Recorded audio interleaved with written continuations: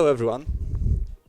Have you ever wondered what connects Yeti and more than 1 billion messages processed per day? Maybe do you think that both things are myth, they are unreal? Today I would like to show you that actually they are connected, and I'm the best example that they are real. I'm Mateusz Rataj, I'm a software engineer here at Ocado Technology, and I'm a member of the Yeti team. My team is responsible for event processor application. So Tomek told you a little bit about it earlier. And also we provide all teams in Ocado toolset that allows them send events to data lake in easy way. But actually, why do we need data in Ocado? There are a couple of use cases that might be interesting for you. The first one. Personalized shopping, we'd like to personalize shopping experience to our customer. So let's say that I am diabetic. In my previous orders in Ocado, there were a lot of sugar-free products, diet products. And today, I would like to buy a Coke. So I'm using our web shop, I'm typing, let's say, Coca-Cola, and the first suggestion would be a Diet Coke. Perfect. Second example. We have our warehouses. They are big, but they are not big enough to store their massive amount of each product. So we need data from the past to produce precise forecast. What products will be needed in next, let's say, 30 days. And the last example, you have seen the bots in our warehouses. We have hundreds of bots. We use the data from the bots to optimize them, to learn them how to move on the grid efficiently.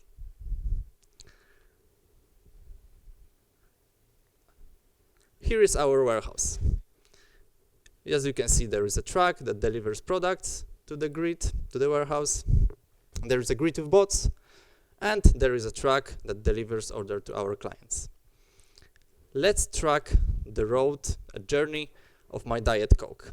Imagine that this big truck is actually Coca-Cola truck, this big red truck from the Christmas commercials. And my Diet Coke arrives to a warehouse. So it's an action. My article was delivered. In the meantime, I used our web shop to complete my order. So I added my Diet Coke to the basket, I finalized the order, and in the same time, a bot was assigned to pick up my order. So my bot started to moving on the grid, and it's sending data. It's sending massive amount of the data, up to 1 gigabyte per hour. So the bot is looking for my Diet Coke. It found it. It picked it to the bot. So my order is complete, and the bot may move to the dispatch zone where my order will be packed to a van. Another action was generated in our system. And as you can see here, there's only 4 actions. But what if I tell you that per day we have almost 1,000,000,500,000 of this kind of action? Each action is an event that delivers a message to a data lake with piece of information. This number is from March 22 from one of our retailer partners, but imagine that we have many more retailer partners than one. But we didn't achieve this number day by day. Actually, it started a couple of years ago. First, our data producers needed to load their data with batches. And it worked pretty well. They were sending their data to data lake. In case of any problems, they could retry the process. It worked perfectly. But we were starting to grow. We have more and more warehouses, more and more clients. And batches started to be bigger than at the beginning. So we decided to change our approach from batch to streaming. And if you think streaming Apache Spark, then yes, you are correct. We created our first implementation of event processor based on Apache Spark. Apache Spark approach had, for us, two big disadvantages. First one, it was not reliable. We needed to make sure that all of the data in data lake are complete, that the data are not missing. And Apache Spark had a couple of outages. And the second disadvantage of Spark was monitoring. It was not that easy to say that, okay, all of the data are in data lake, that all of the data are complete and fresh. That's where the Apache Spark implementation leads us to Cloud Dataflow. Cloud Dataflow, as Tomek said, is pretty similar to Spark, but it's managed by Google Cloud in Google Cloud Platform. And now let me show you in which context we use Cloud Dataflow. So Cloud Dataflow executes our pipelines. Our pipelines are written with Apache Beam. Apache Beam is a framework that allows write a data processing pipeline once and run it on a different provider, different runner. So let's say right now we have our Apache Beam pipeline run in Cloud Dataflow, but in the future, if we decide to explore new runners, we can easily switch to another runner. We avoid vendor locking with Cloud Dataflow. Cloud Dataflow process data that are read from Amazon Kinesis. And Kinesis, in simplification, is a message queue with retention. Retention means that we can read once again the data from Kinesis up to 7 days. Data that are being read from Kinesis and processed by Dataflow lands in BigQuery. So, as Tomek said, fully managed serverless data warehouse with SQL support. Now let me show you a diagram of this architecture. So at the left side, you can see Amazon Web Services part with microservices. So for example, our web shop and Kinesis. Data from Kinesis events are being read by event processor, so Apache Beam pipeline, and they are being written to BigQuery. But how do we know that this particular event is from web shop, not from, for example, bot? How do we know that I was looking for a Coke and not for a bot? And that's where event registry was developed. Event registry is a simple web service deployed to App Engine in Google Cloud Platform. And its purpose is to store JSON schemas of the events. So, for example, if webshop team decided to send an event to data lake, they need to register their schema in event registry. Schemas are being fetched by event processor, and then event processor knows that, okay, this particular event is from webshop, this one is from bot, and then it can place it in a precise data set in BigQuery, in correct data set. I said that we have a couple of actions in our warehouse, in webshop, in whole world of Ocado. And you may wonder how many unique actions you have here in Ocado world. We have 6,701 actions, unique types of actions, unique types of events in Ocado. So you've seen only 4. We have more and more of them. And we have 326 applications that send data to data lake.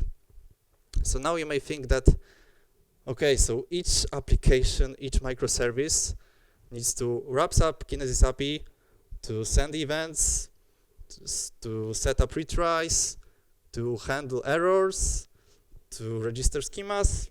So it's not so efficient. And you might be right. And now we decided to support the data producing themes by introducing Java library, even producer library.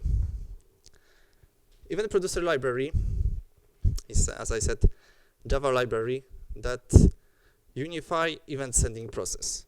So our data producers, data producing teams, all they need to do is to just pick up this library, annotate event classes, so simple Java classes.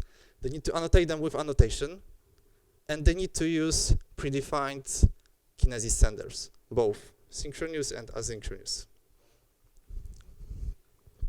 Apart from that, this library provides also two types of monitoring. So first one, micrometer metrics that can be used by data producers, and event-based monitoring that's being used by my team to taking care of the process. And now let's back to the diagram. And now you can see that each microservice has EPL in Ocado. 326 services use EPL. And EPL can send event schemas to event registry, sends them to Kinesis, and that's the whole picture of our cloud processing architecture. But you may ask, where is the monitoring? So monitoring is here on this diagram, but it's hidden under EPL block. EPL apart from the possibility to send business events, under the hood sends two kinds of events. First one, statistic event. So every minute under the hood, library sends events with sending statistics. How many successful events, how many retries, how many fails. It gives us part of the information is being needed to say that everything is correct. But still, we don't know which event was not placed in data lake, which event ID is still not in data lake.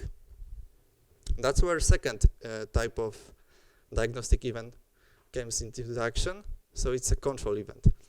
And control event is being sent under the hood every 5 minutes or every 1,000 events of particular type. And it contains set of event IDs that were sent in this time period. So on the event processor side, we can say and we can check that each event is or not in data lake. In case if we didn't find an event, we may schedule something called backfill. So we can reread the data from the Kinesis. And to make sure that all control events were checked, we have something like sequence. So each control event is being sequenced. So we can say that, okay, we have all sequence numbers processed from that day, so all events are complete in that in data lake.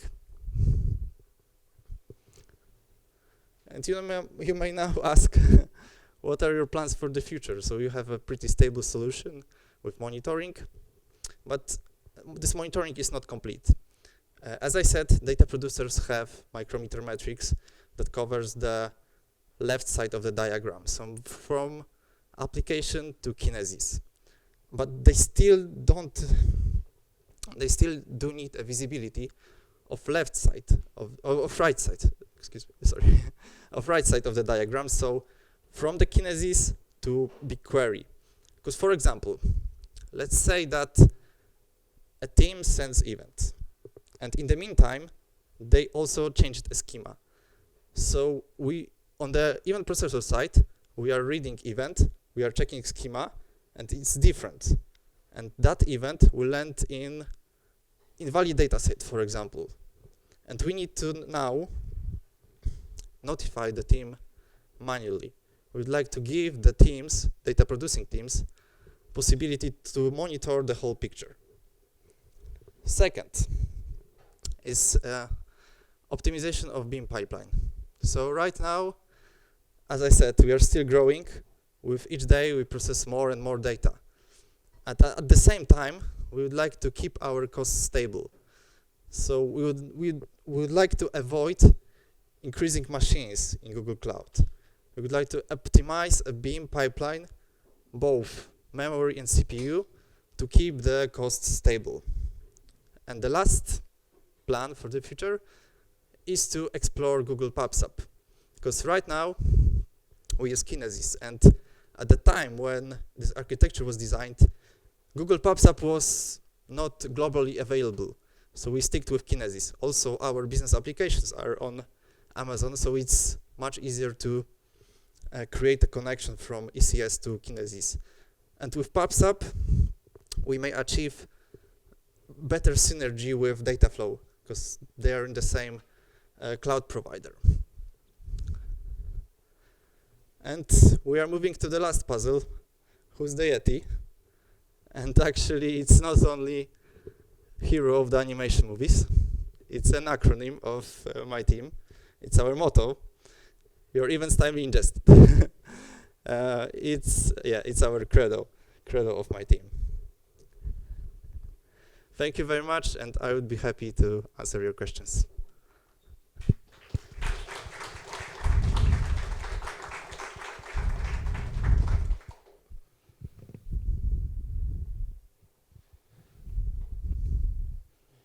Hi, it's Hi. me again. I wanted to ask about schema migration. I noticed that you have like over 300 data producers. Yes, 326 applications that sends events to data lake. And you mentioned that there is Java library. I guess there are some common fields in those events. How do you handle the migrations? Like if you want, for example, add some field to this standard schema, I would say it's problematic to convince like 300 teams to add something and fill it. And how do you handle also duplicate? Because I can imagine that someone sent the event with the old schema, the event was successfully delivered, but at this time he was doing the deployment, for example, and he will retry it, but with the new field, for example, added. Okay, so from the beginning. Complex question. Okay, so from the beginning, events that are being sent to data lake follow at least one semantics. So we may have duplicates. Duplicates are being resolved on data object level. So like in Tomek presentation, that was this schema that there are events, which are private area of the teams. There are data objects that are internal API for the events. And the duplication is being made on data object level. Also, in case of different event versions, because events are being versioned. So for example, I have event 1, and I've introduced another field that is being required. So I can register new schema for this second event, and then new table will be created on BigQuery side, but on the data object layer level, these both tables need to be queried and joined in single output. Okay, so at the end, like for example, data analytics will need to know all the versions of the. No, all they need to know is which data object they need to query, they need to use. Because under the hood, for example, 2 or 3 or even more event versions, event tables are being queried. So it's like team owns raw events and their data object that's like API for this team. And when they are introducing new event version, they need to also update their data object to pick data from the new table. Okay, I see. I think I briefly understand. We may catch up later and discuss about it. Thank you. Any other questions to Mateusz?